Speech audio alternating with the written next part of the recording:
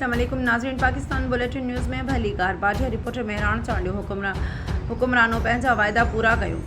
बाडिया के तालको कयो। बाडिया शहर के तालके जो दर्जो न मिलण खिलाफ बाडिया तालका मूवमेंट पारां 259 हफ़्ते बे एहतजाज कियो वियो। लाड़काना ज़िले के 2 नंबर वॾी तारीख़ी 14 वार्डन ते मुश्तमिल बाडिया शहर के तालके जो दर्जो ॾियारण जे लाइ बाडिया तालका मूवमेंट पारां मूवमेंट जे डिप्टी कन्वेनर ज़ेब अली सारियो ऐं कामरेड कादिर बिलोहिया की अगवानी में बाडिया मीडिया हाउस खां जूल हाल ताईं रैली कढी एहतजाजी मुज़ाहिरो कियो वियो।